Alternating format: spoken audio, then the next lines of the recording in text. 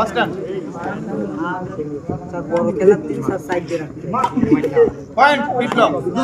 তো বন্ধুরা, আগামীকাল আমাদের সাহসপুর গ্রামে হয়েছিল 15 টিমের বিশাল র্যাকেট টুর্নামেন্ট, যেটা আমরা ছোটরা মিলে আয়োজন করেছিলাম এবং আমাদের এই খেলাটা অনুষ্ঠিত হয়েছিল কিন্তু সাহসপুর গ্রামের প্রাইমারি স্কুল মাঠেই।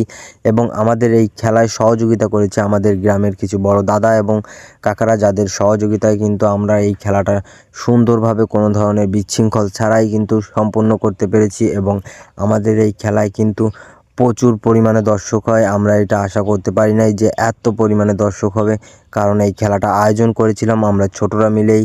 তবে এত পরিমাণ দর্শক দেখে আসলে আমাদের খুবই ভালো লেগেছে। আর এই খেলাটা দেখে তোমাদের কেমন লেগেছে অবশ্যই সবাই কমেন্টে জানাবে।